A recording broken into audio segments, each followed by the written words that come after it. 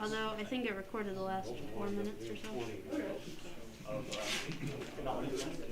Okay.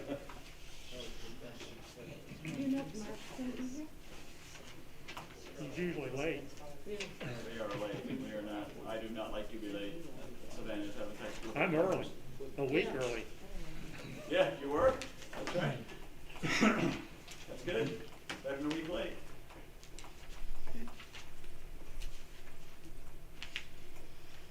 Okay.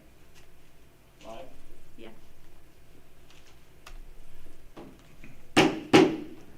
Good evening, everybody. I'd like to call the January Cypresswood Community Association meeting to order and ask the Vice President who's standing in for the Secretary to call the roll. Just say it.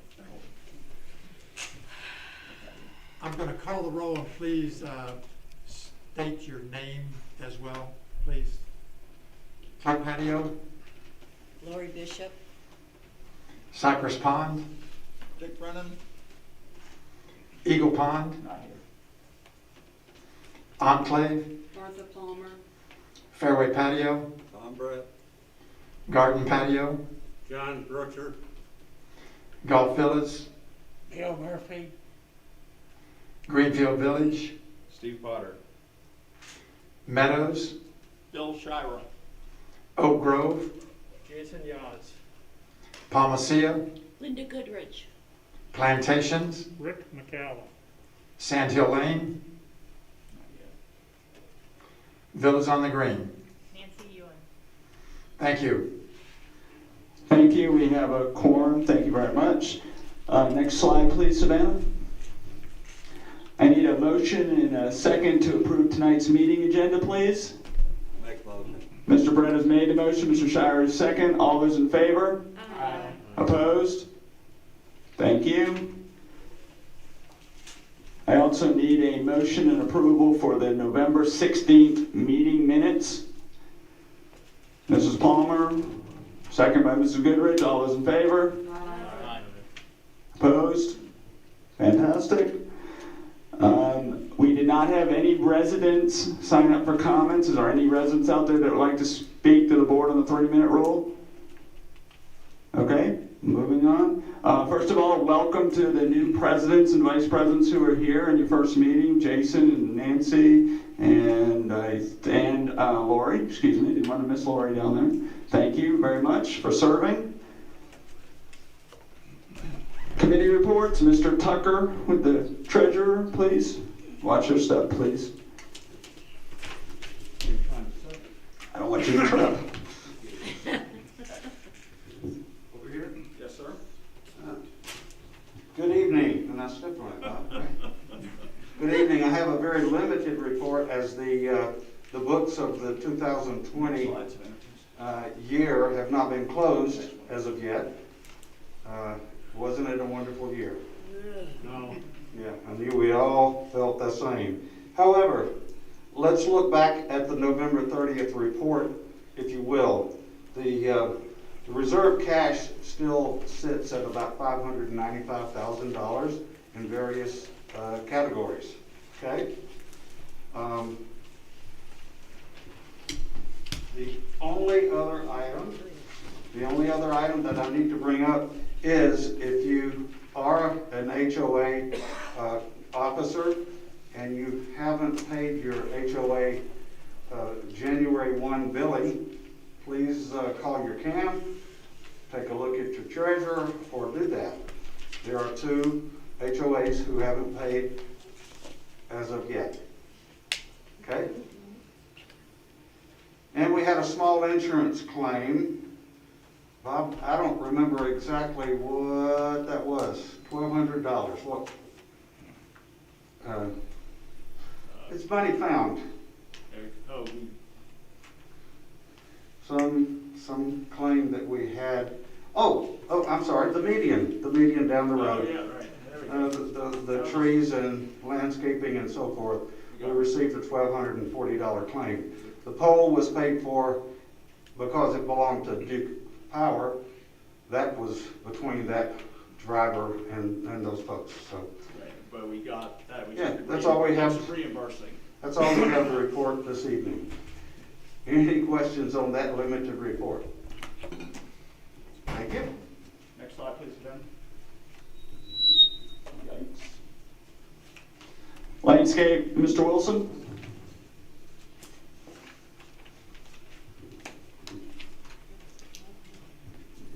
Thanks, Bob. Really not much going on in the landscape area except because this time of the year we don't have a whole lot of growth going on, and we're getting the cutting, trimming about every 2 weeks now. What we have coming up in the very near future is the trimming of all the crepe myrtles, the cutting of all of the ornamental grasses, which will be preparing them for the growth coming, we're going to have about the first part of March. But at this point, we don't have anything else scheduled, and as you can tell, there's not a whole lot we can do about the front entrance. It has changed drastically out there, and we're going to, about another 2 years from now, I hopefully will have something to use as a basis to what we're going to do in the future, as to how we're going to handle that. But at this point, there's nothing new to report. If there's any questions, we'll take a shot at. Yes. Yes, at the last meeting, we talked about, from Sand Hill to Palmacia, about cleaning that up, edging it and all, it still has not been done. It hasn't. No. Hi. Okay. I know we have the trimming. We're doing along plantations, and we're doing it from the four-way stop. We're going east to take care of that. When you talk about from Palmacia, From Sand Hill. where are you talking? Because we stopped trimming at the end of Sand Hill. From then on, it's the country club. That country club is that's not part of our common area. And then when you get to Palmacia, that's not part of what we're doing. And that's my understanding. Bob, if you can help me with something different here. Last meeting, we said it was gonna be taken care of. Yeah, my recollection was that you were going to talk to Prime Care about including that. That might have got missed in the translation? I take it back. Second thing that goes is a memory. I forget what the first is. Yeah, the country club for Sand Hill and the country club is part of the Master Association, rather. Right. It's not Palmacia until you get to Palmacia. So there's more than two, there's two or more that use it all the way up Yes. to Palmacia. I checked on it. It will be about an additional $75 a month for us to trim that section back there. And I can start that this week.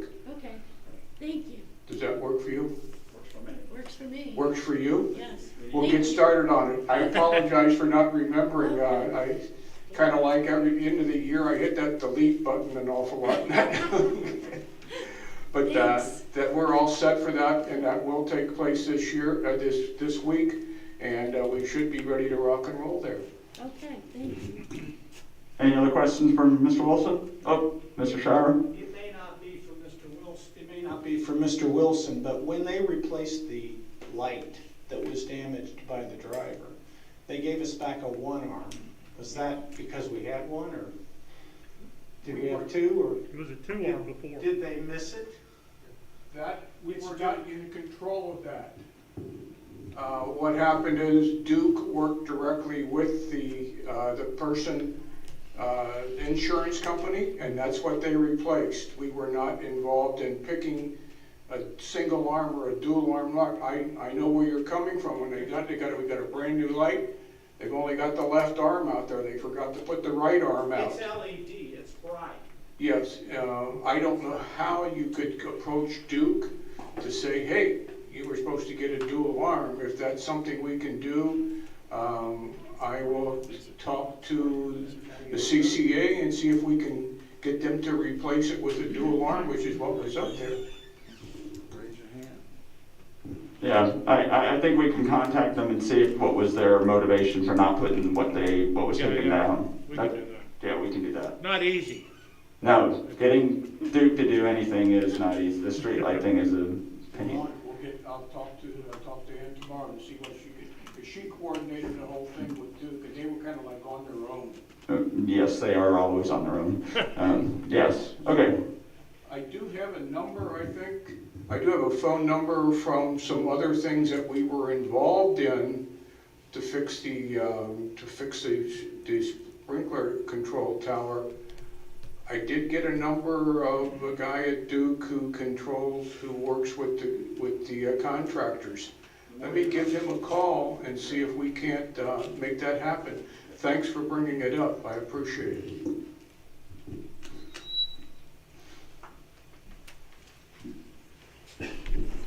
Is there a different fee charge for a single arm as opposed to that dual arm from Duke? Do we get a better rate at least? No. The answer that's no, right? Did somebody else? Well, the suggestion I was gonna make,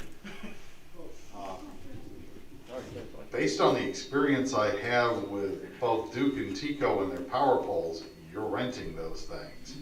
And if they're charging you for single arm, that's great. If they're still charging you for double arm, they need to change it. Right. That's my point. Right. Yeah. Yeah, the charge is different, it's not very much, but we still need to pay what we're getting. Yeah. That's the point. Okay, Palmacia too. Okay, Put Palmacia down there too, so. we'll report back to you in March when we find out. Or I can just do an email to you and let you know. That's even better. Let you know that way, so we can get it done. And I'm working on. This March. Don't forget. You're forgiven. I'll be all right. Give it a few more shots. That's right. Linda will make sure we all remember. Trees. Oh, trees on the way? Well, I'm done. The paper 10 ran out of ink. There you go. There you go. Give it We got it. Thank you all. I appreciate it. Thank you. Next slide, please, Savannah. Savannah, Yeah. next slide, please. Oh. Traffic control, Mr. Reese. Bring it. I'm watching my step. Thank you, Bob. Traffic committee met for the first time since COVID this evening.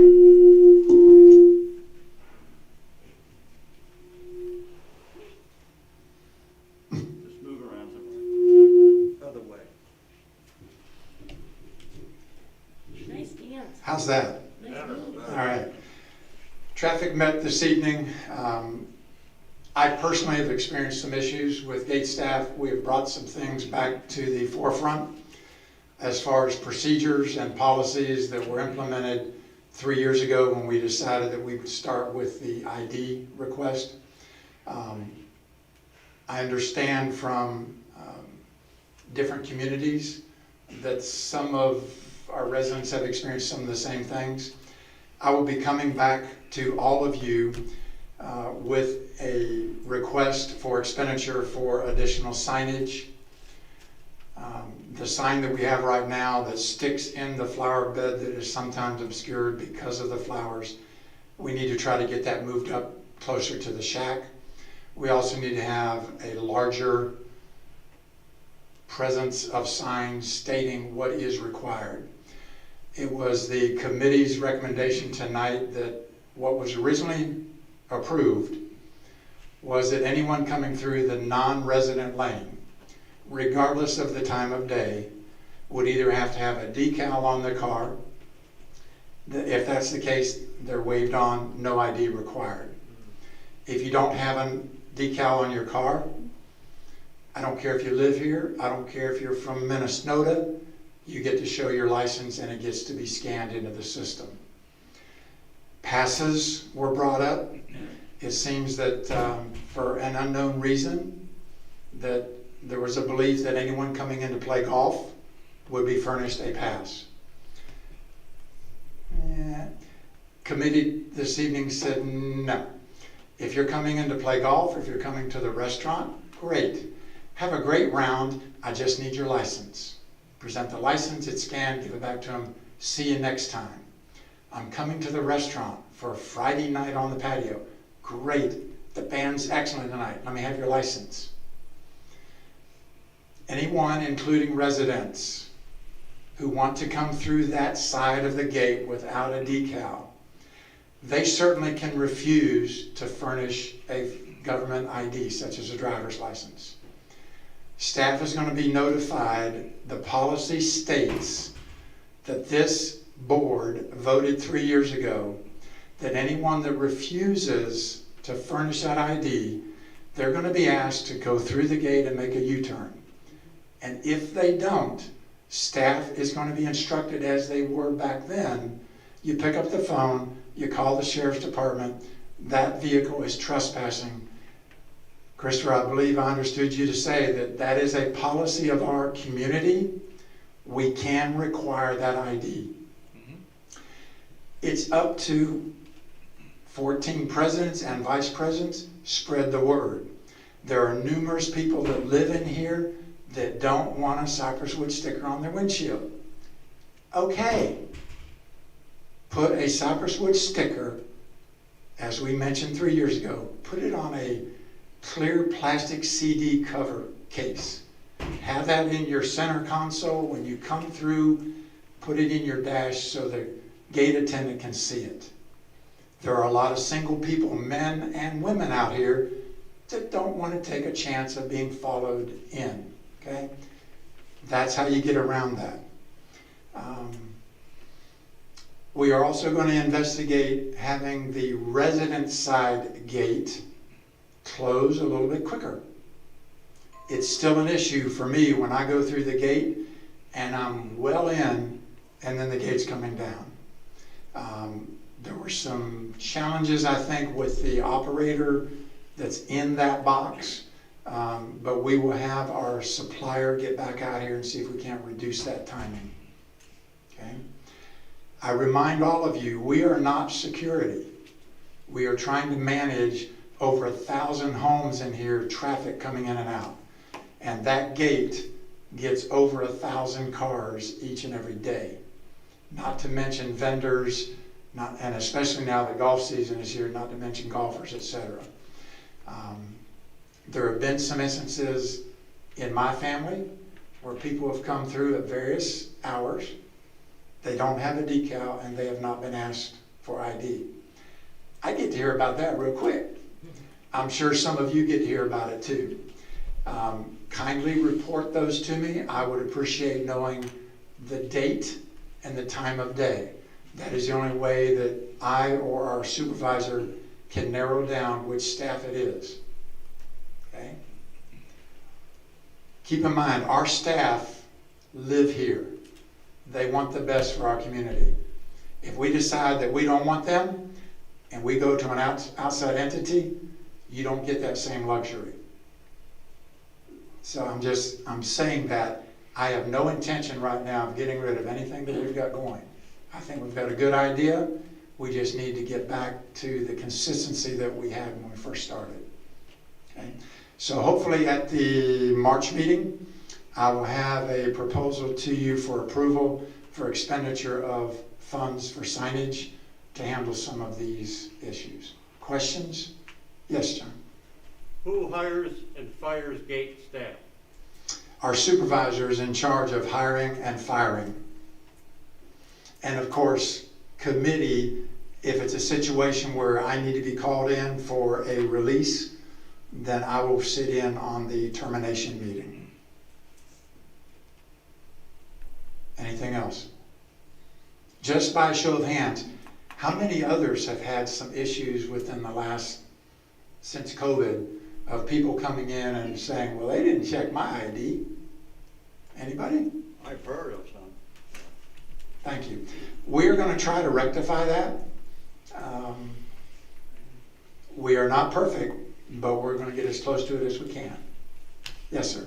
Rick, I've had situations where people come to my house and the people at the gate know them and pass them through. That's probably the situations that you're talking about. That situation happens. My job, as I've shared with you before, I'm an appraiser, so I'm in and out of all these gated developments. There are some of the guys at Providence and some of the other places, they see the signs on my truck. How you doing? Where you going today? I say, okay, I still need to see your ID. That's where I want our staff to be. I don't care if it's their mother and they know her. You don't have a decal, Mom, I need your license, because they're watching me. And I like my job, and I don't want to lose it, so I need to scan your license. Okay? I will say that since the Sheriff's Department cracked the teenagers that were living over at Whispering Trails, those were our car theft ring. Since those guys have been found out, I don't think we've had as many problems. I still encourage all of you to encourage your residents, lock your cars, lock your houses. We basically are a 1,061 home site city, so we're not immune to bad stuff. Anything else? Yeah. Make sure it's loaded. Nothing else? Thank you. Thank you, Rick. Next slide, please, Savannah. Road and drainage, Mr. Shira.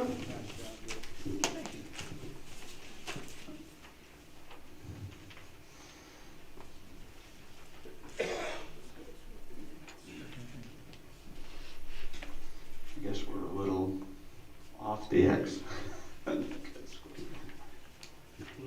Good evening. My name's Bill Shira. We're going to use this segment of our road and drainage to explain and get approval tonight to replace the pumps on hole number 15. And could I have the next slide, please? Thank you. When I walk over here, this is probably going to explode. No, it's doing well. This is a rendering of what we're going to be doing. This is on hole number 15. It is the east side of our community. This is where the Peace Creek Drainage Canal comes through. Think of this as being the pond in front of the white tee, blue tee. Think of this as being the tee for the reds and the golds, and the black tee is approximately up here. This is the cart path coming through here. This is our existing drainage. This pump was installed in 1985. We've had to pay close attention to it for maintenance purposes quite a bit over the last 3 years. And it draws water out of the pond system on that side of the community, pumps it out over here into the Peace Creek Canal. We are going to decommission this and remove it. And we're going to move down here in front of the gold and red tees. And we're going to run twin pipes over to the pond and bring them over to a redundant pump system with 2 pumps. We're going to pump the water out, put it in the canal where we'd rather have it. There are 3-phase power lines that run across here. And this right here is the end of the cul-de-sac of Greenfield Court. There's a gate there that's been used over the years by maintenance to access the golf course. The golfers would remember there's a nice big trap up in this area. What we're doing here is we're going to have to build a road base to get over here to bring the equipment in to do this. But the future of this is that this will be the access road to be used for maintenance to the pump systems. In the past, we've had to bring maintenance equipment in along number 14T, where Greenfield Road makes a 90-degree turn, and bring it up along the cart paths and along hole number 14, causing extensive damage. This solves that problem for us by moving over to here. When I say this is a road base, what I'm really saying is the material that's in here will not support construction equipment. We're going to replace that road base, and after we've finished this reconstruction project, the restoration part of it, this will be all regrassed with 419 or Champion Bermuda so that it matches the golf course, and you're really not going to see that road base there. But what will be there, again, is a base that will support bringing equipment in there, because at some point in the future, and I don't care if it's 10 years or 50 years from now, we're still going to have to be coming in there. So that's what this project amounts to. Are there any questions about that? John? What's the gallon per hour capacity of the new pump and its redundant pump as opposed to the old one? John asked what the capacity is. The capacity of the new pumps is 4,000, Mark? A little over 4,000. 4,000 gallons per minute each. Per minute? Per minute. The pump that is over here, when it operated at 100% efficiency, was 65? About 6. About 6,000 gallons per minute. Now, but what we've always had available, and this board voted to purchase the equipment, was our portable tractor pump that you've seen us put in there over the last couple of years. We've always used that as a backup in the event we had a problem. The capacity of that is about 5,000? Yes. Yeah, that pump, that tractor pump, which doesn't look like it would be able to do that, operates at a rate of 5,000 gallons per minute. Any other questions? Rick? Is the new pump electric or diesel? All right, the new pumps are, there are two pumps. The new pumps are electric, and as we are building this, we are building a platform where we could put a generator, whether we decided to purchase one in the future or whether we rented one, which is not a difficult thing to do, and we'll evaluate that. First step, let's get this pump situation straightened out. Other questions? All right, John? According to my math, we're losing 2,000 gallons per minute of capacity. Is that still going to work out for us? I don't know. Well, how much do you think we're going to be doing? What I said was there are two pumps. They're 4,000 gallons each, 4,000 gallons a minute each. That puts us at 8,000. So they can both run together then? Yes. Okay, you never said that. Any other questions?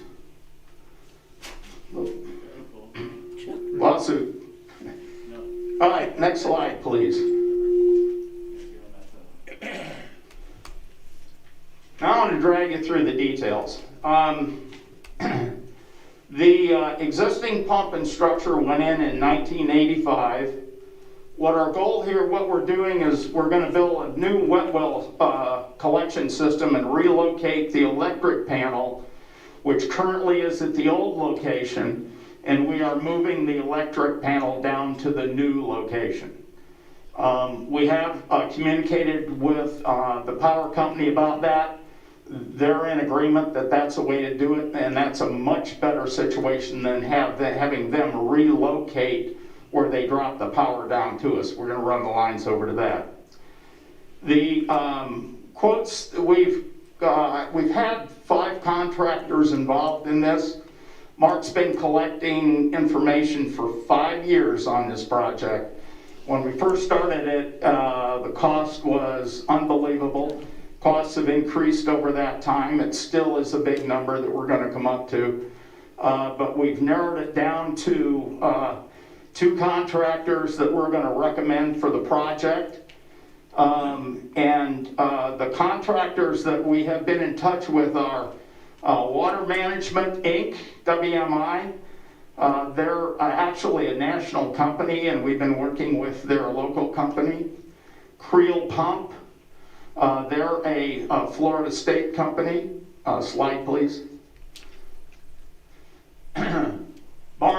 Barney's Pumps, they're located in Lakeland. Garner Complete Site, they're the site work contractor that we use for most projects here at Cypresswood. And C&W Maintenance will handle the electrical side of it. C&W is the company that we selected last year to provide us monthly maintenance on our pumps. They come out every month. They do a 68-point inspection, run all the pumps. They're the ones that are looking after these things. Those are the guys we would like to have do the electrical. We've selected Creel as our pump manufacturer. The cost for the 2 pumps is $54,000. We've selected Creel to manage the site work, and that's $130,000. We've selected C&W to handle the electrical. That's building a new panel. It's a 480 amp panel, and that's a little over $17,000. The project total is $202,497 and a couple of pennies. It is extremely likely that as we get into this project and we get into the ground, we may find there are other aspects to this that will need to be addressed. When that happens, we'll need the ability to make and fund those decisions in a timely manner. And for that reason, we will ask for an additional $20,000 as a contingency fund. Therefore, our funding request for this is going to be $222,500. I think is that my last slide? I think it is. Yeah, okay. All right. Before we move this in, the work schedule on this. The first thing is, and Mark, jump in on this as I talk about it. I'm not as clear on the work schedule. The first part of the work schedule is building the pumps. That is a 6 to 8 week project. 8 to 10. 8 to 10 week project. So the first thing we've got to do is execute our contract with Creel, send them a deposit, and get these pumps started. That's step one. The second part of it is the building of the site and installation of the wet wells. Mark, what's the timeline on getting that done? Well, that can start. I mean, what the objective is to go ahead and everything ready so at the conclusion of the 10 weeks, we're ready to put the pumps into the station. Because the whole objective is to make sure we have this done before the rainy season gets here. Now, I will say this, the existing pump station that's there, it's done. We've beaten it to death. We have structural issues with the intake. Last year we were fighting it every inch of the way to prevent water from coming back in from the Peace Canal into Cypresswood. And if that happens, then all bets are off. Now, this new pump system, what we did is we're elevating the discharge about 4 or 5 feet. So that in fact, I don't know how to say this, is that it would breach the other side of the canal before it would breach the Cypresswood side of the canal because the discharge has been elevated up. So that's one of the primary objectives. Bill mentioned the difficulty we've had in getting equipment in there to service what's already there. Been extremely difficult. This road that they're proposing to put in, of course, it's not a paved road, it's not a brick road. What they do is they excavate out about 18 inches. They bring in stabilized material and compact it and everything else, and then they'll put finished material over the top so that it can sod and maintain the course fairway as a green. But we do know, since it will be an identified area, that if we have to bring somebody in the future, and they can get in there without difficulty, because there were times during the wet season when we almost could not get anybody in there, and when we came in on number 14 to service the pumps, we'd have to, in order to prevent all this damage, we'd have to go out and buy sheets and sheets of plywood to try to keep the equipment on some type of firmer ground. So we're trying to address all these issues that we've identified over the 30 years that I know the Drainage Committee has been in existence and operating these pumps. You've heard me say in the previous meetings that we've been out there with sandbags in the middle of the night, in the afternoon and on weekends, trying to shore things up. The concrete of the existing pump structure has sagged and cracked now. We have a big washout underneath. It's just the pump itself, we keep patching it back and welding little pieces on it, and it's just reached its life. So we know this is a big number. We've been working on it. I've been chasing pump contractors, looking at used pumps, trying to find something else that would fit the bill. We were lucky to find Creole down in Lake Placid, a well-established company. MWI is a fantastic company, but they're primarily focused on municipal, county, and large operations.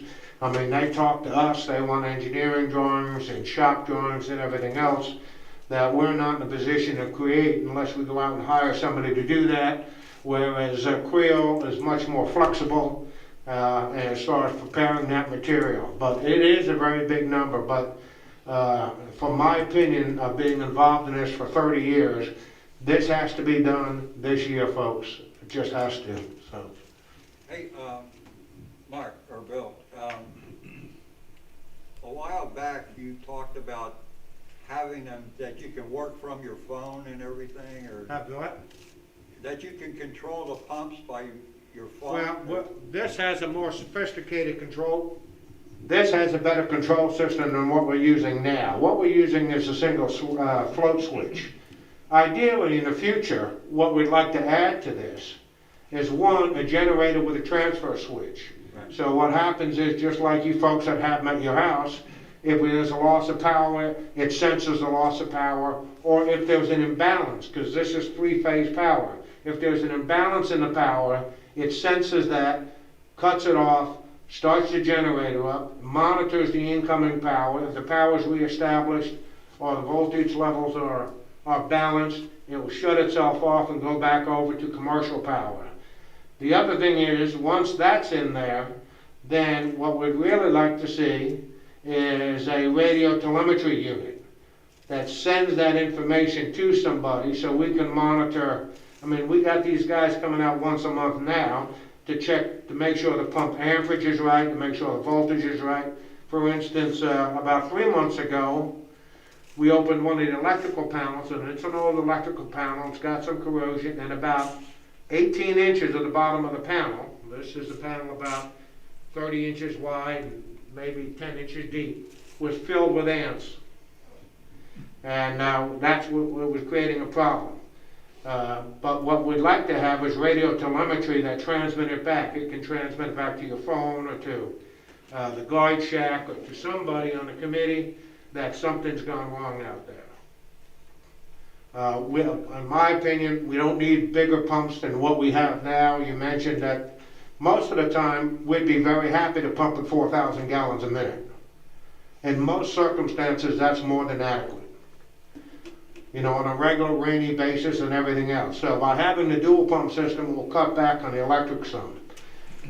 If we have big events and we need to move a lot of water, then the second pump comes on, and then we have a larger capacity to get the water off the property than we had previously.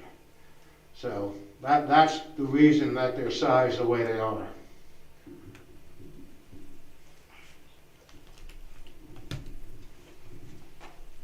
Any other operational questions? Okay.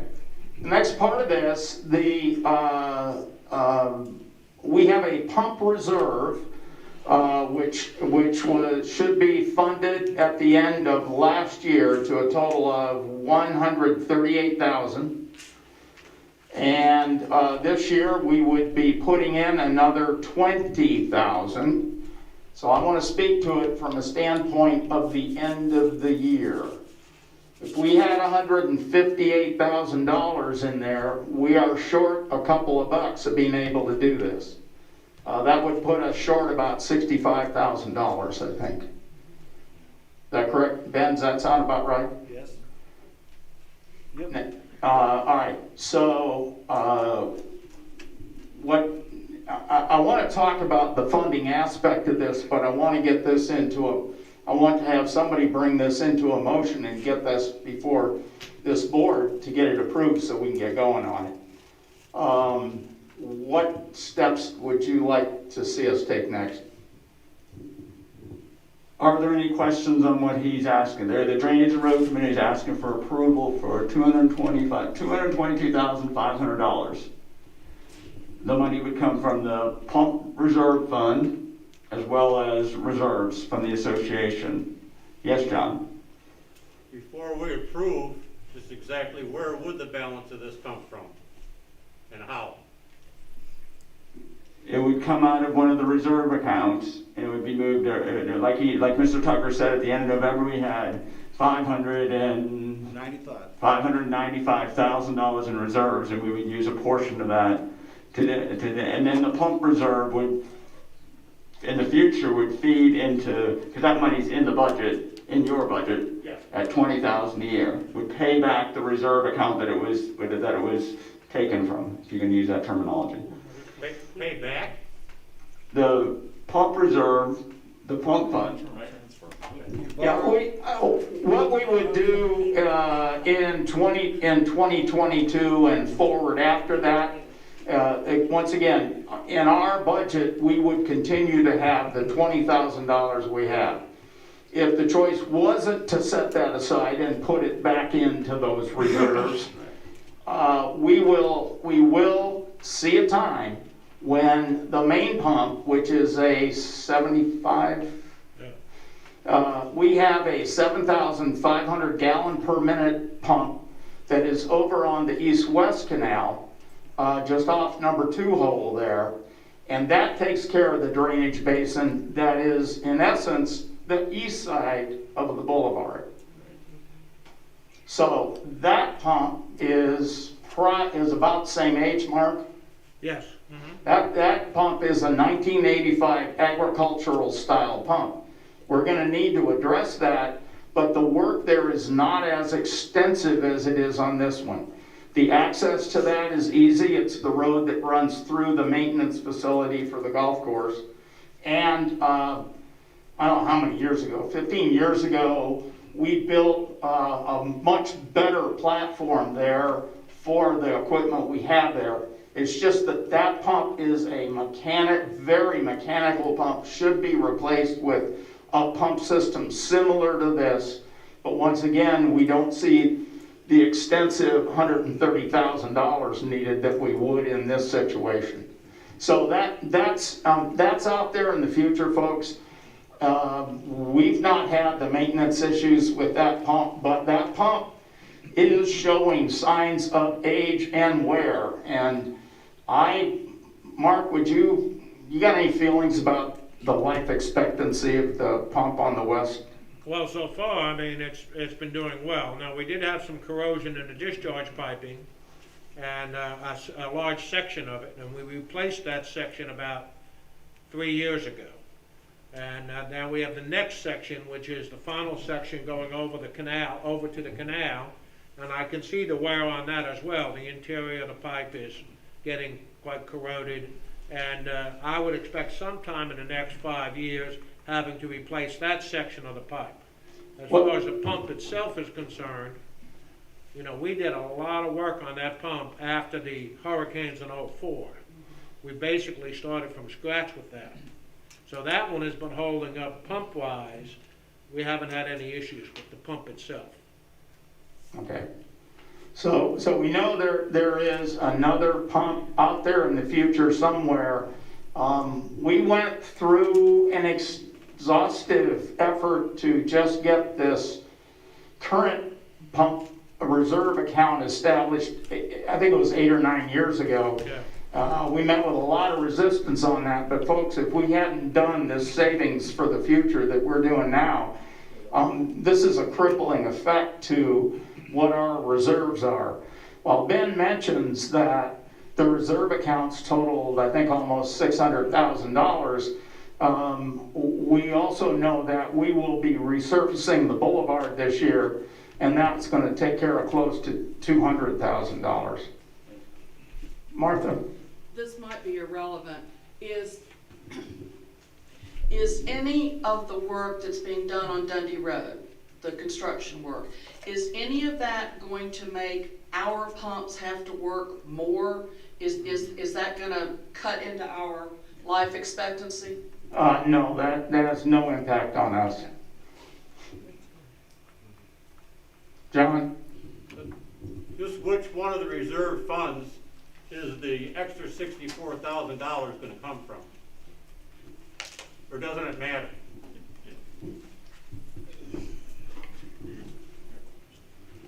All right, so if you do the math, I did. write down 595, take off 222, right? The road reserve is at 273, subtract that. 595 minus 222 leaves you 373, minus 264 takes your reserve down to 109. Just Unallocated, but the board can. yeah, it's unallocated, but you have the ability to move it around, but look at how much savings you are spending and where it takes our reserve accounts to. Dangerously low, in my opinion. Well, Bill said that he intends to pay it back, but that's gonna eat up more than 3 years of his pump reserve fund. And now they're talking about some other pump that's possibly gonna need replacing. Right, I said that, not Bill. So I think the decision we made in the 2022 budget of what to do with the assessment to replenish the reserve accounts or not, that's when that decision will be made. Mark? Yeah, there's, the work on the additional pump, you've got to remember, we also have some money in drainage repairs. Now, depending on what happens through the course of the year, we have about 45,000. No, what do we have for it? We got chopped when we went through the budget negotiations, and we only have 30,000. I think we got chopped down to $30,000. So we have $30,000 in drainage for repairs and maintenance that occur through the course of the year. And of course, we accumulate that each year. Some years we know bigger projects are coming up. We've tried very hard not to spend any of the money to build up to do a larger project. And some years, things pop up and we have to go ahead and take care of them. But we do have that money, in addition to the $20,000 that are put back in the pump reserve. So, depending on how it goes, we may be able to pay it back sooner, or we may take a little bit longer. If we don't have a lot that occur in drainage where we have to spend money, then we're ahead of the game. Well, according to what Bill said, there's gonna be more than 3 years eaten up, paying $64,000 back to the Well, he was reserve just fund referring from whence it strictly came. to the pump reserve fund. He did not mention the fact that we have 30-some-odd thousand in drainage in addition to that we may or may not use. So it may be we could pay it back sooner, maybe not, okay? Do you have a question, Jason? My question is, we're gonna put this pump in that has been needed to be there for a long period of time. They're electric pumps. Power goes out. I realize that there's a contingency here where we have to put a generating system in. Well, how many years are we gonna have to wait to put the generating system in? Because if there's no electricity and the pumps aren't pumping water, you're not moving water off of where you wanna move water. To me, that would be a very important piece of the whole puzzle, because it is. There's power at my house on a regular basis in a storm. So. Yeah. Let me repeat what Jason asked. Jason asked that. Jason asked, gee, these are electric pumps. What happens when power goes out? Our plans long term are we want to see our own generator there. Generators are available on a will call basis and in very ample supply at times when an event is coming. Okay, so if we know there's a hurricane looking at us and it's 5 days away, we should be able to get a generator. This type of generator isn't the type of generator that homes use. This is different. This is big stuff. So from that standpoint, there is an answer to that. There's another answer to it too. We have our own 6,000 gallon per minute tractor, portable tractor pumping system. We've always got that, and we can take that to any location that we need to take it to. It's a pain in the butt to set up. We And keep service, it, and fuel. and service, and it doesn't have a good fueling system, you know, it's just a portable system. So there are a lot of inconveniences to it, but it can be put into play in a very short period of time. So there's kind of two answers to what you asked there, Jason. You're gonna have to bring that across the grass of the golf course? Yes, yeah, but it's a tractor. It's just a tractor and a little trailer pump kind of a thing, not. How much more is it to just do the generator at the same time and request the money instead of like waiting? Like. Well, it's not, I mean, doing one fell swoop instead of like, we're always putting a Band-Aid on something, instead of just starting something and finishing it and not have to worry about it again. I mean, the pump doesn't affect my house at all. Well, I'm battling for something. let's say 50. I think it's a good question.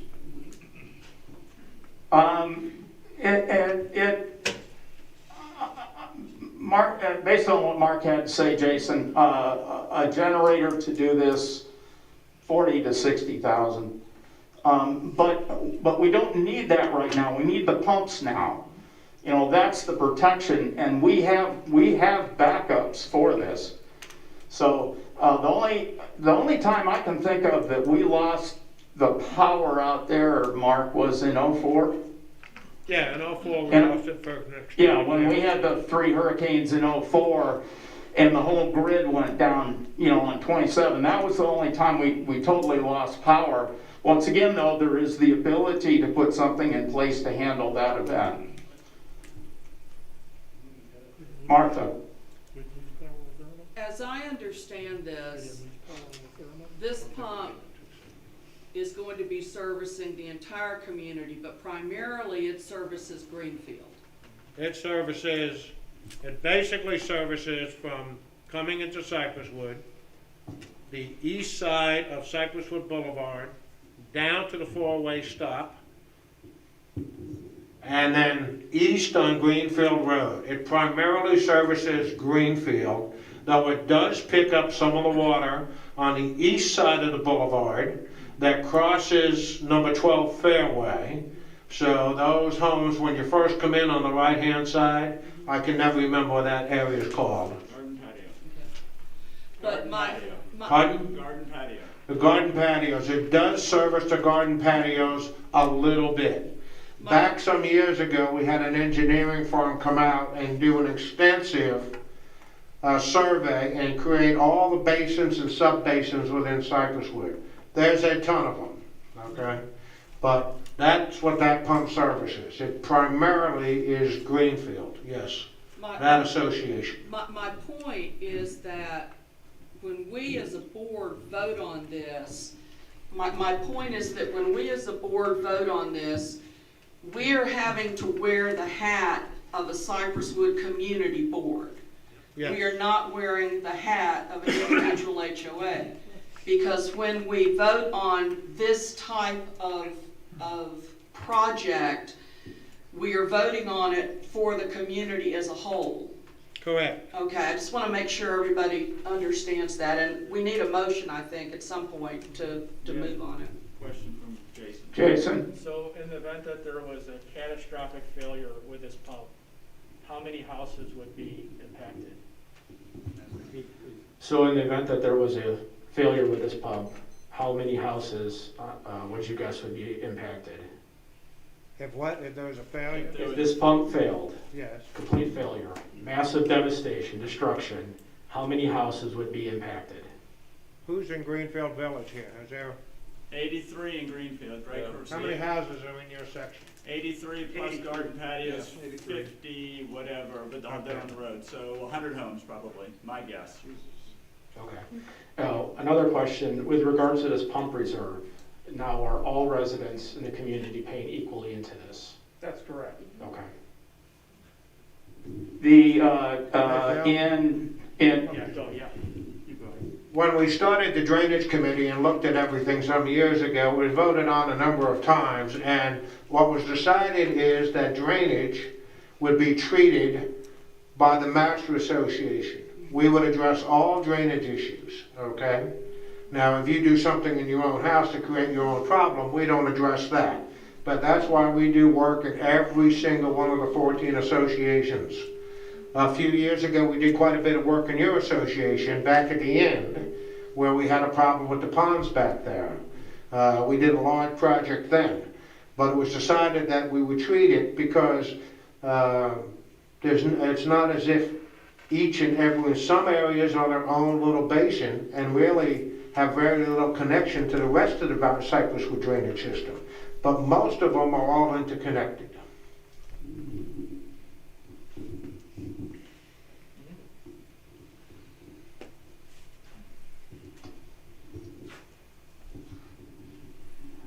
Okay, do we have a motion to accept their request, or to, Mr. Bright, you're making such a motion? Do I have a second to that motion?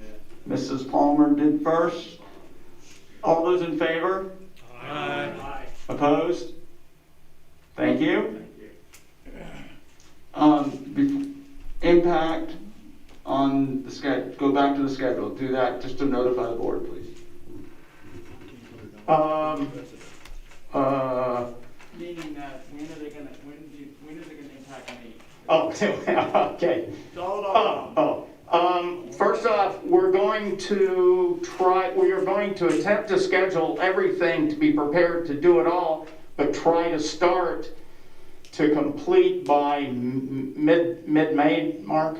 Yeah, no later than mid-May, yes. Yeah. I'd like to have it 100% complete by then. Right. What we don't want to do is disrupt the golf course prior to April 1st, because that's high income time. Bob, I don't know if we shared this information with you, but we got it down to, we're going to have to redirect traffic for a little bit on play, 4 days. Every Tuesday for a month? I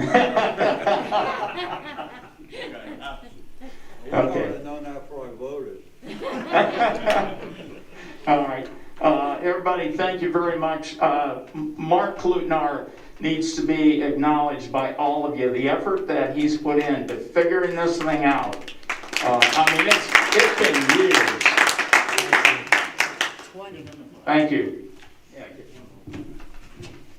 Next slide, please. Thank you, Samantha. Amenities, Miss Dr. Palmer.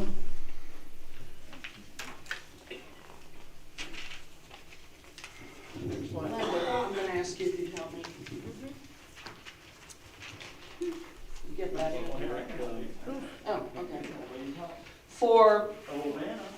This is the report for the amenities committee, but because we have new presidents and vice presidents, you may not know what we do or what we have done, so this is a little review. For those of you that have heard it 3 times, just listen again. This was our original 5-year plan. This was our cut and paste. We start over here in the summer of 2017. Each dot represents a year. We are now here in January of 2021, and these activities would be what we would do this year. Okay, cut and paste time's over. If anybody wants to see this, you're welcome to. The committee has looked at it several times. For your information, because you may say, well, I couldn't see anything, this is a month-by-month document that has been given out previously to presidents about the 5-year plan. It brings us up to, I believe, January or so of this year. It is up on the schedule now for people in Zoom land. Let me tell you that previously these copies were emailed to your presidents, as is our regular procedure. They will be emailed to you folks after the meeting, so you can look at what the committee has done month by month. Next slide. Yeah, next slide. Next slide. Those are all the things that we have done. We meet a lot. Keep going. One more. Yay, okay. This is our year-end review of what the Amenities Committee did in 2020.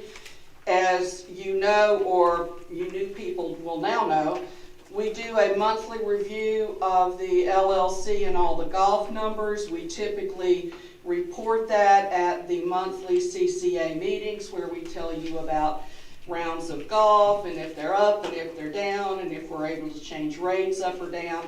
That is standard procedure that we provide, operational statistics. The golf course, this is what we did in 2020. I'm not going to read all of these off. It's 2 pages, 2 or 3 pages. This will be emailed to presidents as well. This is what the committee did last year. And please keep in mind, last year was a bad year. Okay. One thing I do want to point out, go back one. This one? No, one more. The beginning? No, I'm sorry, go the other way. Stop, okay, that one. For new people, you will not remember this. Old people, I hope you will. We have talked to you before about some decisions the committee would make. And we did make some decisions, I'll move a little. We did make some decisions in 2020 that do affect our 5-year plan and what we will recommend to the board that you do or don't do. One of the things we talked about was how to keep the patio cool, how to get more people out on the patio in the summer. We did install ceiling fans. We also put them in here. That was part of it last year. We seriously looked at a misting system, which you may have seen at some restaurants. We had a demonstration of it. We seriously looked at it. We, as a committee, decided not to pursue that. It's simply too expensive. It's involved, it's water, it's electric, it's involved, and it just costs too much. Another issue, and I'm not happy about this, but I'm facing reality, is a playground at Cypresswood. Zoom people, I know some of you are going to get mad at me. I don't blame you. The playground, we first of all, when we first started in 2017, we got all kinds of quotes. Went back and got quotes again in 2020 to update and see where we stand. Playground equipment is going to be roughly $7,500 to $15,000 per piece, and we're not talking about elaborate pieces at all. We're talking about very basic playground equipment. Not only do you buy the equipment, but the state and the county have very specific codes for the ground. You have to have special kinds of grounds in playground. That costs as much as the equipment. We looked at putting it in dirt, we looked at repurposing a tennis court, we looked at a variety of things, and it's the committee's consensus that while a playground would be a significant increase and bonus to Cypresswood, that it simply costs too much money. The other thing that would happen is that we cannot control at all if we built a playground, is that our liability insurance would drastically go up. And we cannot control that. And it might go up 200% this year and 400% the next year. So we cannot, we as a committee concluded that's in the best interest of the CCA's budget to not build a playground for those reasons. I don't like that. I wanted a playground. I think a playground's great. But we have to control our cost. The third thing that we have talked about from the very beginning was actually building, and I don't mean just drawing lines, I mean actually building a jogging path or trail that would intertwine in various HOAs throughout the community. If we actually designate something as a jogging trail, and we are saying that we are calling this the CCA's funded trail, all of a sudden we get into how wide it has to be, what kind of material the ground has to be, and the liability goes up. So for those reasons, we are also recommending that we not pursue that. We still have our walking paths that we've drawn out on the main boulevard. We do have a solution we'd like to talk about for the recreation.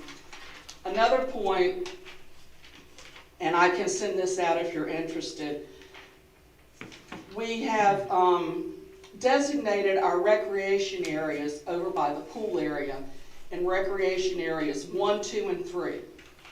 Okay? Recreation area 1 is the pool. Now, as you know, we have already replaced the pump, we've replaced umbrellas, we've restrung furniture, we've bought new furniture. All that's been done in the last couple of years. We still need to remarcite, redo the pool. You folks know that. If you're new on the board, you need to understand that according to our 5-year plan, we would be starting this month to remarcite the pool. And it would be done now during the winter when the fewest number of people are using it. This CCA board, maybe not you individual people, but this board voted last year to postpone that for budget reasons. Okay? So that is not going to be done. Recreation area 2 is 2 tennis courts. We have 6 courts. They're in 3 pairs. We have decided that it is best to resurface 2 of those courts. They'd be lined for pickleball and tennis. And then to repurpose the other 2 sets of courts. And repurposing tennis courts, we have discovered, is actually a thing. A number of places are repurposing tennis courts. It's our recommendation that we would draw a walking trail around it, that we would increase our parking over there for golf carts and bikes, that we could have basketball and an exercise area over there. And that's where we would try and make up for not having an exercise trail. This is all in the future. According to the original 5-year plan, as you folks will get your copy and you can see, all of these things originally we had scheduled to be completed at the end of this year. That would put us 1 year ahead of schedule. We did it that way on purpose, giving us time, in case things got delayed for whatever reason, to try and finish it all within the 5 years. One other thing I want to mention, as we look around the entire, yeah, another slide. One more slide. There's longer. One more. No. Oh, goals, right. Mm-hmm. These are the goals according to our plan for this year for the amenities committee. We will continue with our monthly reviews. We will continue with monthly maintenance. That's the fertilizer and herbicide on the golf course. We would have done pool work. That has been pushed off. We would have begun taking fencing down and begun work on the dog park and the tennis courts and repurposing those tennis courts. All of that is on hold. Money is not there to do it, so it is possible that none of those projects would be done in 2021. But that would be our original goal. When we come back, we will go down this list again and pick up where we left off. One other thing, as we look around the community, there are things that may or may not fall under the purview of the amenities committee. But as a whole, this board has discussed these items, but never assigned a committee the responsibility. And I'd like that to happen tonight. For example, the traffic control building. Should that go under road and drainage, traffic control, or the amenities, or landscaping? Bob has suggested that that go under traffic control. And I asked him to put this up here tonight because I would like this board to vote to assign responsibility, whether it's these categories or not. I simply don't want the amenities committee to end up being the one that everything falls in, because I'm not sure everything should fall there. The entry sign at the beginning, is that amenities, is that landscaping, or is it road and drainage? The fence along Dundee Road, and we're going to be looking at the entrance sign and the fence when they finish the road out front. So who is responsible for that? Landscaping, road and drainage, or amenities? And lastly, the bathrooms on the golf course, or I'll say buildings on the golf course, but the one I'm thinking about primarily is the, it's at the end of 7, it's a bathroom, it's on the way into Plantations, and if we have 130 landscapers out here every week, every day, that's where all the landscape people go to the bathroom. And to have lunch. And to have lunch. And maybe to smoke pot, I've been told. Anyway, the point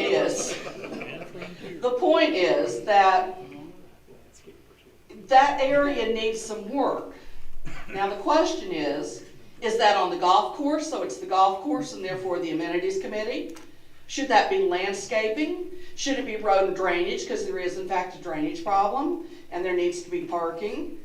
I mean, who should take care of that? Martha, yes. when you say work, do you mean on the building or on the grounds or? I mean the building and that area in front of it and around it.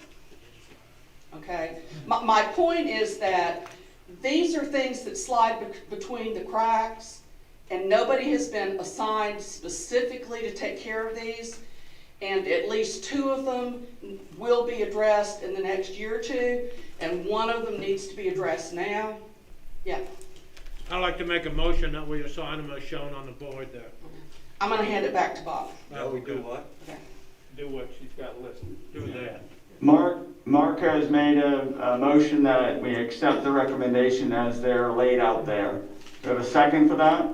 Jason made a second. All those any questions on the motion? Yes, sir.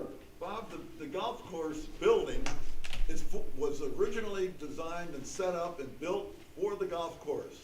True. So I think that whatever that should be would be. Right, that's why it's assigned to that's why I said assigned to the amenities committee, which has jurisdiction over the golf course. Okay.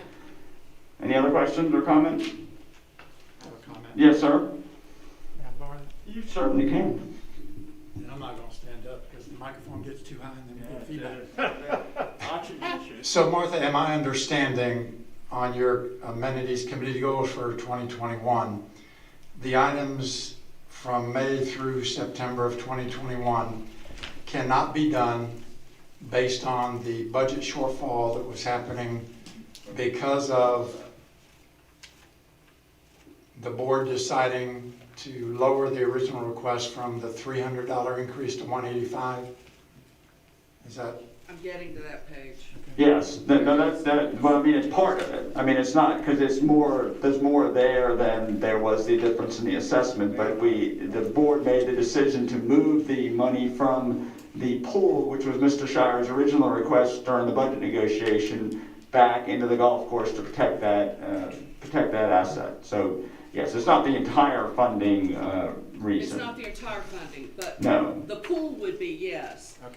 And the other things will, given the way this board had so many meetings in last October, November about the budget, and not knowing where we might stand with road and drainage, okay, we just have these on hold. Right, everything's on hold. We said that at the November meeting, that the decision of the board to reduce the assessment is causing financial hardships throughout. We have this situation, where are you going to take the money from? Road, the reserve accounts. We are inadequately funded for the needs of the community. That has been established. Now, I still want to say, though, that even, you may say, well, why do we need to meet? I mean, that's a good question. People on the committee ask me that. We still have the responsibility that this board assigned us to do a monthly review of operations. We will still continue to do that, and we will still continue to make reports. And I'm not sure where the golf stuff is coming up. It's coming. And I'm not a president, but I'm a concerned citizen. So projecting forward to the end of 2021 when we have to relook at budgets. If the number doesn't change, then we're in the same boat again. Correct. Okay. Thank you. Correct.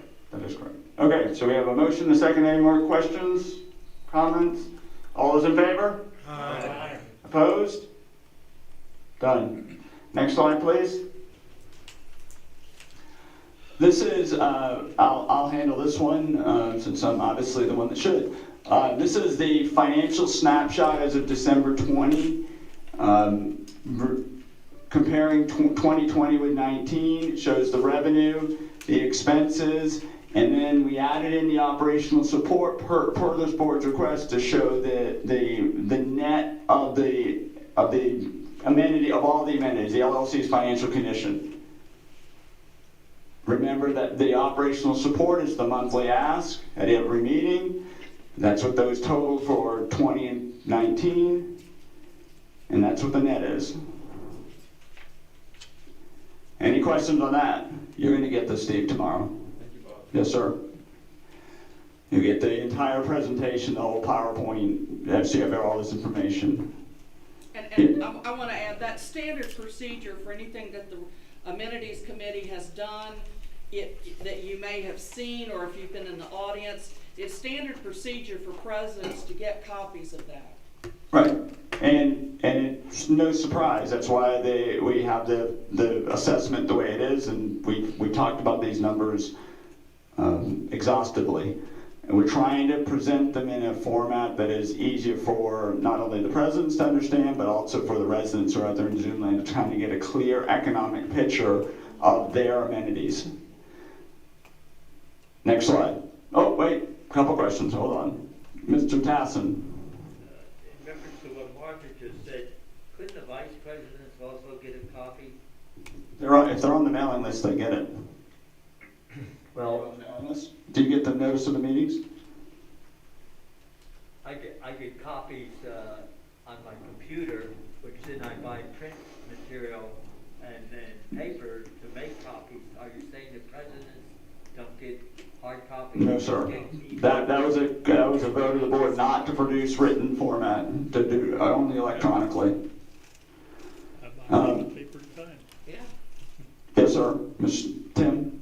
So total expenses for the golf course is $1 million, essentially? 700,000 plus the 200,000? Yeah, essentially. Not just the golf course, that's all amenities. All amenities. That's all amenities. Keep that, that's all amenities. Okay, next slide, please. This is the 2021 assessment from the amenities. It's $502,000, that was done during the budget cycle.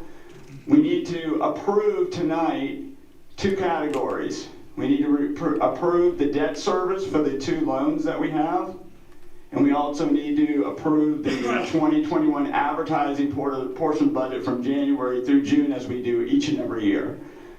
So I'll start with this one. Is there a motion to approve this month? This is going to help the CAM budget for the whole year. Mr. Shires made such a motion. Is there a second? Mr. Brett, all those in favor? Aye. Opposed? Thank you. And now the other average, one more back. A little quick there, Savannah. Good job. The 6-month advertising budget for the amenities is $10,200. It's a budgeted item that we do every year. Mr. Shire has made a motion. Mr. Klutner has seconded. Any questions? Yes. I know where the advertising goes, but does everybody else, the new presidents, know what we use for advertising? We use it social media. We use it for print. We use it for everything that advertises all the amenities, to both inside and outside. It's just support for that thing. Mostly inside the community for the Facebook. Signs, billboard. Right, all that stuff to advertise. And it's not all of it. There's some on the LLC side as well, but that's the portion that's been assigned to the amenities committee. Yes. Has there been any discussion about putting some sort of a sign, even if it's temporary, at the entrance stating Cypresswood Pub open for lunch, that sort of thing? I can't tell you the hours we have spent talking about what sort of sign should say that. The general final conclusion has been that we know that there's work going on the front. We knew that road construction was coming. We wanted to wait until we see what that's gonna look like, see what our sign might look like, and possibly like having one of those electronic signs. We've looked at everything, but the idea was it simply should wait until that construction is And I farther think along. the thought is not to have the boulevard and the front entrance looking like 192, where there's 11,000 signs lining up and down. It did not seem to be very attractive to either wait for the road and do some sort of electronic sign like a lot of communities have, or some sort of other sign just inside the gate for the residents. Those have been thrown, and we've even talked about putting on the Duke poles, some sort of, signage on there. We've gotten permission from the property owner, Mr. Wood, to use the silos to hang banners and to just attract people to it. Because again, it's all about what do we want the community, putting all the yard signs every 15 feet is probably not, it's tacky, exactly. There you go, that's a good word. Okay, so we got a motion, a second, any other questions? All those in favor? Aye. Opposed? Thank you. So the approved budget items, that's those two, means the remaining unallocated funds to date are $308,000 and change. Remembering that on the previous page, we showed operational support items of, does that add up? I don't think that adds up. Yeah, it does. We had 225-ish a year of operational support. We are in a weird year, even though the golf course is doing well, which I'll show you in a minute. We are still in a weird year. We have seen 3 Canadians, and Northerners are just now starting to trickle down. We expect it to be a light, heavy year. Next slide, please. So this is a compilation of golf stats from when we opened in November, comparing it against last year in the same period. Rounds of golf, up significantly. Green fees and card rounds, add those two together, up significantly. Number of golf members are now 47, where there were 29. So the investments are paying off. We're getting more looks. We're having more people every day. But it is weird out there in COVID land. Even though golf has been an essential sport, whatever the hell that means, it still have operational issues. People wanting their own carts, and we can't allow them to do that. You do give an operational, where the operational reserve would be double that. Because you just have to put butts in seats. If we ask people to be patient and try their hardest to get along and ride with people. So a good start to the season. If anybody's known or seen, we have that other nasty word called weather days. There have been a ton of them in January, but we're still doing okay. It's been a crappy weather year for golf. However, our product is shown. We're hearing it every day. Greens are great. Bunkers are great. Glad you guys did it. We'll be back. And that's the key word right there. We'll be back. Any questions on that? Okay. I'm kind of questioning the 2021 versus the 1920 greens fees. Well, because this number shifted into this number, so it's just what? It's 100. It's the same, almost identical dollars. It's close. Okay. It's close. And again, that's where the weather days come into effect. Saturday and Sunday this week were, half of what, cold, right? Yeah, it's cold. Okay, anything else? Next slide, please. All right, now we get to the fun stuff. In order to keep our property insurance, we have to re-roof our maintenance barn. We had an inspection done, and it was shown that it was not adequate. So out of that funding that we had before, the $308,000, we received 2 bids to re-roof the maintenance facility. A Choice Roofing, which a lot of us have known because they've done a zillion houses in Cypresswood this year. And then these 2 companies together, Labor and Materials. The second one for $23,713.59 is the one that the Amenities Committee is recommending. And we need a motion to approve it. Who were the other bidders? A first choice, Is one. and then these two were Central Florida Roofing for the labor part and Sunny Lane Corporation for the materials. How many square feet is that? I don't know. I calculated. It's over 6,000. 8,000. Yeah, I think I have it here. Over 6.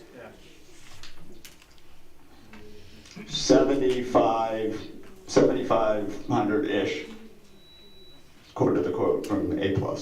And for the record, this falls under the amenities committee. As a golf course building. We As just a voted golf on course that. building. So when people say, what are we doing with stuff, we don't see the money, you don't always see it, but it is in structures. Are you talking about the cart barn? No, the golf course maintenance building. That's a Yes. good price for that, Yeah. 100 square feet. Again, splitting it up that way. We used our friendly developer to help us get a wholesale deal on that thing. Yes, John? That second bid, how many year guarantee is that roof as opposed to the first bid? They were equal in years, and again, I don't bid. The bids were equalized, so there's no difference in the warranty part of it. Tim? Not on that one, unfortunately. And that's what we have to get insurance, or we could self-insure it. I mean, that's always a choice the board could make. Now, as our lawyer is shaking his head viciously, he's not suggesting that as an option. I mean, it could be self-insured, but you gotta think there's a lot of money underneath there, and with the pending lease of equipment that's gonna be sitting in there, I think that would probably be a condition of that lease, that they are protected, so we have to build something for it. Yes, John? Are you saying that a first choice is not getting the contract? That is correct. Based on their quote, and the two from there, they were $10,000 and change higher. And that was a retail quote and not an insurance quote, which is where A Choice has done most of their work. Including this building, as you remember. Saved us a bunch of money on that, but it just, you quote it, you bid it out, and that's what you want. We want bids. Yes, Dave? Was there any exceptions in that second quote for the lower quote that the other contractor was gonna do? No. Okay. All those in favor? Excuse me. Oh, I didn't catch who made the motion. we did, didn't we? Oh, okay. Do we have a motion to accept the second bid as amenities? Mr. McCullough made it. Second, Mr. Shire? Sorry. Any questions on the bid? Okay, on the motion, excuse me. Remember, it's been a couple months, we're a little rusty. All those in favor? Aye. Opposed? Okay, next one, please. In addition, there's a structure that goes over our fuel containment. We just got this estimate today. You can see by the date. It's basically the pen roof that covers the fuel containment that will have to be replaced. It was not part of the roof contract. It's a separate from DJB Construction. We did not receive multiple bids on that, but it's being done at wholesale is what I understand. So that is another one. It's $5,750, and we have to cover a few things, and OSHA will not be nice to us. And what is this and where is it? It's behind the maintenance barn. It's where we got these, how big are they, Mark? 500 gallon. They have a number, they got a fuel containment area. They have to because of their. Because of the equipment. Kept and the structure over the top. Yeah, it would have been, if we would have, it's two different contractors, so it's to be done separately. But again, this board has asked for detail, we're giving you detail. So here's this bid at 57. Is any questions? We have a motion to accept this. Mr. Klutnar, second, Mr. Shire. All those in favor? Aye. Opposed? Thank you. Next. All right. Any new business? business to be brought before the board? Mr. Klutenauer. I just want to make a comment that earlier Bill mentioned that we're talking about resurfacing the boulevard from the traffic control center down to the four-way stop this year. And if you look at it, I ride a bike here, and some of you others do too. If you don't take a look at it, it really needs it now. If any of your associations are thinking about doing any resurfacing, we're going to be rebidding this here shortly. And so the more we can, if you're going to do it, we can, couple these projects up, we get much better pricing across the board. It will save your association money, it will save the Master Association money. So, on the road committee, Bill's on the road committee, I'm on the road committee. If we can help you guys out, you have any questions, we'll be happy to do that. I'm sorry, go ahead. Addressing paving on, I believe it was Facebook. I've seen some posts on Facebook about the last paving job that was done over here with some serious day-to-day drainage issues. Is that who we're looking at doing the roadway out here and same outfit? Yeah, they will be one of the bidders. They've done a lot of roads out here. Now, Tom's association there, they have issues that are very difficult to solve. One, because of the type of roads they have. The boulevard is a crown road, most of the roads are crown roads. They have an inverted crown road, makes it much more difficult. The fact is those lots there are graded quite flat. The driveways have very little slope to them.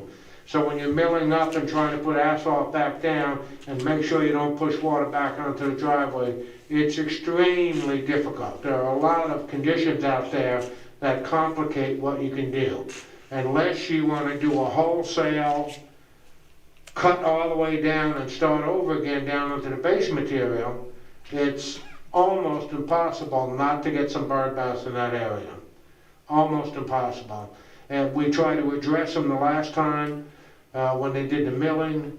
They were taking shots. They had a laser set up. They were checking it.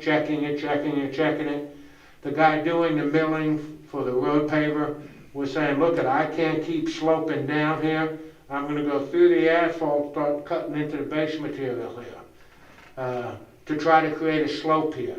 They can do so much. They can't eliminate every single bird bath in resurfacing. Now, some of them that show up over time, you get a little bit of settlement.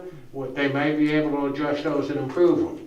But to say that they're going to eliminate all of them in an area is just not going to happen. That area in particular, of all the roads within Cypresswood, is the most prone to that.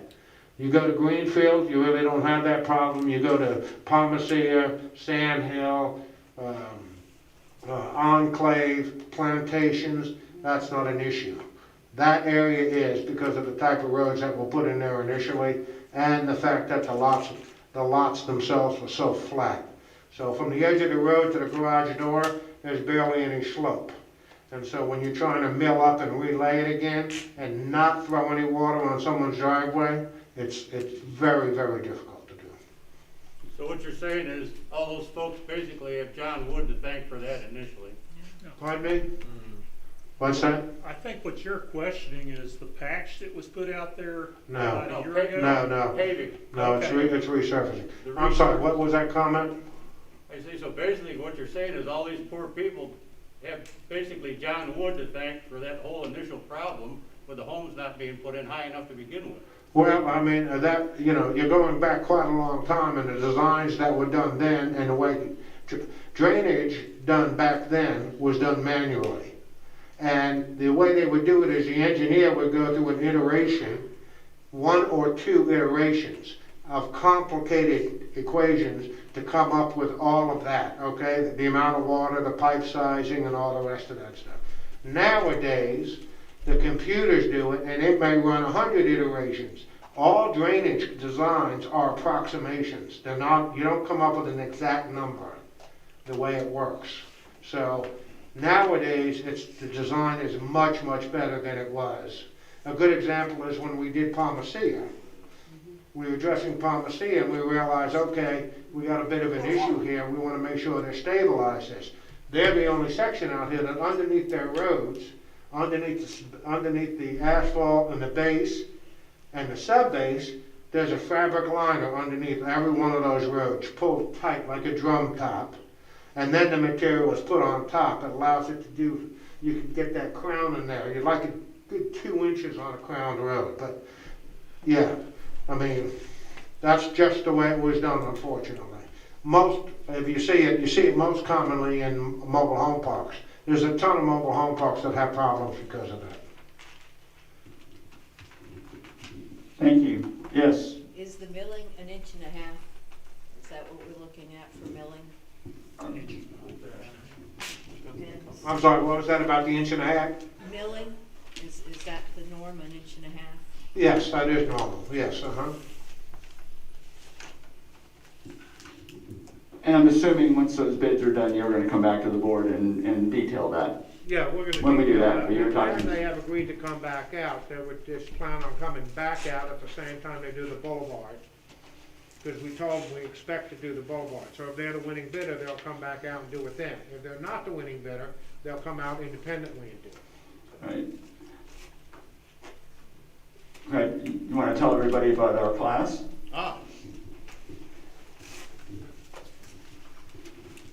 For those of you who are brand new to boards, well, first of all, congratulations. Second of all, I do an officers and directors training class, and it's going to be held on, I know we fixed the date, it was like, we did that on Friday. It's in February sometime. It's, I believe, the 27th. I think that's right. Keep it on my calendar. It'd be the 29th. I'm willing to take a chance here. Everybody. I caught that. 27. 27th. Yep. Hey, I was right. Of what? February the 27th. February 27th. Last It is February 27th. The course starts at 9 o'clock. It ends at 12. And a lot of fun. See several people in the room who've done it before. They can attest to that. If you like candy, you might want to attend because that's part of the deal. I promote audience participation by passing out candy. But it's really an informational session, and people come to it every year because it's different every year. We cover different topics, we focus on different things, and it's usually very, very, very informative. And I would encourage everybody to show up who's currently on a board or who is thinking about joining a board, because it will give you an insight about what officers and directors at homeowners associations actually do and what they're faced with every day. Thank you. You forgot to tell them, you only give out candy to people with late answers. Yeah, we'll probably be live streaming that. Live streaming that as well, good. That's what it is. Participation candy. Yeah. Is there anything else? I would like to entertain. Yes.